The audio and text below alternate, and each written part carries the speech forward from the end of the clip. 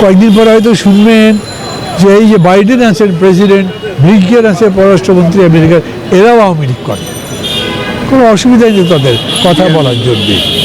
TIB বলেন, CPD বলেন, গবেষণা প্রতিষ্ঠান, তারা গবেষণা করে যে কথা বলে, আপনি আর একটা গবেষণা দিয়ে বা আরও সঠিক তথ্য দিয়ে সেটা বলেন যেটা ভুল, তারা তো তা করছে না। একজন প্রতিমন্ত্রী তিনি বলেছেন দেশে কোনো অর্থনৈতিক শৃঙ্খলাই নেই, অনেকগুলো পরামর্শ দিয়েছেন তিনি। আহসান মনসুর উনি বলেছেন যে যেইভাবে ব্যাংকগুলো শেষ হয়ে গেছে এতে কোনো কাজ হচ্ছে না, ব্যাংকগুলোকে সেভ করতে হবে। তার কি ব্যবস্থা? কোনো পলিসি নাই। জিনিসের দাম এত বেড়েছে, একজন প্রতিমন্ত্রী বলেছেন 7 দিনের মধ্যে সিন্ডিকেট বন্ধ করে দেবো, তার 4 দিন কিন্তু পার হয়ে গেছে, বাকি 3 দিনের মধ্যে যদি না পারে, তখন যদি বলি বাবা মান সম্মান থাকলে চলে যাওয়া, তো মিথ্যা কথা বলার দরকার কি আছে? এত বড় মিথ্যাচার হয়েছে যে তারা নাকি জাতিসংঘ মহাসচিবের চিঠিটা পর্যন্ত জাল করে মানুষের কাছে দিচ্ছে। এইখানে আমেরিকান রাষ্ট্রদূতের সঙ্গে প্রধানমন্ত্রীর সাক্ষাৎকারের একটা ভুয়া কাহিনী বলে বলা হয়েছে যে তারা সমর্থন দিয়েছে, কিন্তু আমরা দেখলাম কি স্টেট ডিপার্টমেন্ট থেকে সরাসরি বলা হলো যে না, আমরা আমাদের আগের কথাই ঠিক আছি, আমরা এই ভোটটাকে যথাযথ মনে করি না। এই ভোটে আগে যেভাবে নির্যাতন করা হয়েছে, যত নেতাকর্মীকে গ্রেপ্তার করা হয়েছে, আমরা এগুলোতে খুবই উদ্বিগ্ন। একইভাবে আমরা দেখতে পাচ্ছি এখন ওইটা যে মিথ্যা প্রমাণিত হলো, জাতিসংঘ মহাসচিবটা মিথ্যা প্রমাণিত হয়েছে। তারপরে আজকে আরেকটা বিষয় আছে, দেশের অর্থনীতিতে কত বড় সংকট চলছে। চট্টগ্রামে তো গ্যাসই নেই এখন পর্যন্ত। কেন গ্যাস নাই সেগুলোর স্টোরি পত্রপত্রিকায় বেরোয়, তারা ছাপতে দেয় না।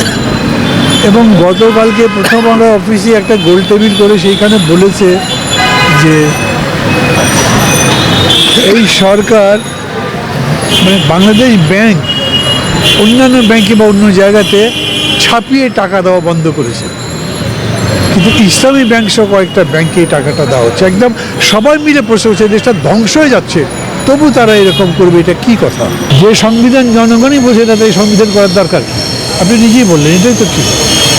গতকাল আইনজীবীদের একটা সভা হয়েছিল এইখানে, সেইখানে আইনজীবী সমিতির 6 বারের নির্বাচিত জেনারেল সেক্রেটারি বিএনপি নেতা মাহমুদুল খোকন বলেছেন এই ব্যাপারে, মানে একসাথে যে 650 সাংসদ বহাল আছে, এই ব্যাপারে সুপ্রিম কোর্টের রায়টা অস্পষ্ট। আমি তো বলতে পারি তোমার রায়টা আমি বুঝতে পারছি না, তাদের স্পষ্টীকরণের দায়িত্ব তারাই সেটা করছে না। মানে এইটা একদম পিকুলিয়ার যে এইরকম একটা সংসদ থাকবে, তারপরে আর একটা সংসদ থাকবে, আগের শপথগুলো বহাল থাকবে, তবে একই জায়গায় মন্ত্রী তো 2 জন আছে 3 জন আছে, তার কোনো ঠিক নাই। এরকম চলছে আর কি দেশের মধ্যে। এই কারণে আমরা মনে করি যে মানে সরকারের জন্য একটা বড় সমস্যা ছিল কি, তারা মনে করেছে কোনো কারণে কোনোদিন ভোট হয়ে যদি মেজরিটি নতুন সংসদ হয়, তারা পুরো সংসদ দিয়ে সেটা কাভার করবে। সব জায়গাতেই ক্ষমতা দখল করবার হীনমন্যতা, ষড়যন্ত্র, চক্রান্তের মানসিকতা কাজ করে তাদের। সেগুলোরই প্রভাব আমি মনে করি এগুলো টিকবে না। গণ আন্দোলনে এরকম একটা পরিস্থিতি আপনারা তো দেখছে। আজকে এখানে খোঁজ দিয়ে দেখবেন, আজকে সকাল থেকে এই সময়, সকালে তো আমাদের বসতে একটু দেরি হয়ে যায়, এই সময়ের মধ্যে প্রায় 500 মতো মানুষ সিগনেচার করেছে। এবং এরা কারা কারা সিগনেচার করেছে তারা দেখেন। আমরা মনে করি এই কর্মসূচি কন্টিনিউ যদি করতে পারি, তাহলে আমরা দেশের মেজরিটি ভোটারদের অন্তত কারেক্ট করতে পারবো, তারা বলবে না আমরা মানছি না এই সরকারকে, এই নির্বাচন মানছি না। এটার দরকার, তাতে আন্দোলনটাকে ঠিক মতো চালু রাখা সম্ভব হবে। এইসব কারণ মিলে আমি বলছি যে ওরা যে কথাটা বলছে একটাও কিন্তু ফ্যাক্ট দিয়ে সত্যায়িত না। অর্থনীতিবিদরা বলেছেন আপনারা শুধুমাত্র, এটা বোধহয় রাশেদার মাহমুদ তিতুমির বললেন, উনি বললেন যে এই শুধুমাত্র আগেকার সময়ের মতো করে ওই পার ক্যাপিটা এবং জিডিপির হিসাব দিয়ে চলবে না, কারণ ডেভেলপমেন্টের অনেকগুলো প্যারাফর্নিলে বা সূচক আছে, সেই সূচকগুলো সবই নেগেটিভ। এখন এই যে রিজার্ভের উপরে স্টেটমেন্ট দিয়েছে, বলছে আইএমএফ এইবার আমাদেরকে ক্যালকুলেশন করে দেখিয়েছে যে সরকার আইএমএফ নিয়েও কত মিথ্যাচার করেছে। তারপরে এই সরকারের কথার কোনো ভ্যালু আছে? আমি কিন্তু ব্যক্তিগতভাবে এর কোনো কথা মূল্যই দেওয়ার দরকার মনে করি না। তবে আমাদের দেশের ব্যাপক জনগণ হয়তো তাদের কথা দিয়ে বিভ্রান্ত হচ্ছে, তাই তাদের এটা পরিষ্কার করবার জন্যে আমি মনে করি আমাদের ভূমিকা আছে, আপনাদের ভূমিকা আছে। সম্পূর্ণ মিথ্যার উপরে দাঁড়িয়েছে একটা সরকার, কোনো ভোটই হয় নাই বলে এত সুন্দর ভোট গত কয়েক বছর হয়নি। মানে কীরকম করে তারা এই সমস্ত কথা বলে?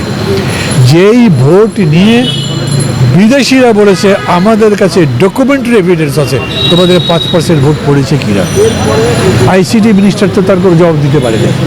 তো এতগুলো মিথ্যাচারের পরে তারা বাকি মিথ্যা অনর্গল বলে যাবে, আমরা প্রকাশ করতে থাকবো। মানুষ একদিন এই মিথ্যার বিরুদ্ধে দাঁড়িয়ে যাবে। যেরকম এখানে মিয়ানমারে সামরিক বাহিনীর এত অত্যাচারের পরে তো মানুষ দাঁড়িয়েছে, আমরা মনে করি এখানেও মানুষ দাঁড়াবে। আমরা এই সমস্ত বিষয়গুলো লাগাতারভাবে তুলে দিতে তো মানুষের কাছে তুলে ধরতে চাই। একটা ঘটনা হয়েছে 28 অক্টোবরের পর থেকে যে নির্যাতন নিদারুণভাবে চলছে, বিরোধী দলের অনেকে বেরিয়ে আসতে পারছেন না, রাজপথে আসতে পারছেন না, কিন্তু আমরা মনে করছি যে এই পরিস্থিতিতেও রাজপথে থাকতে হবে, মানুষের সঙ্গে যোগাযোগ রাখতে হবে। এই জন্যে আমাদের এই কর্মসূচি, আমাদের টার্গেট হলো আমরা বাংলাদেশের সব মানুষের কাছে যাব, যতদিনই লাগুক, যতদিন পর্যন্ত আন্দোলন চলে। এই আন্দোলনের মধ্যে প্রথমে আজকে এখানে শুরু করেছি, 2 দিন হলো, এই জায়গা হয়তো আমরা আরও 2 দিন করব। তারপরে ঢাকা মহানগরে আরও যতগুলো থানা বা ইম্পর্টেন্ট জায়গা আছে সেখানে গিয়ে বলবো, সেখানে বেটে নেবো একই পদ্ধতিতে, একই কায়দায়।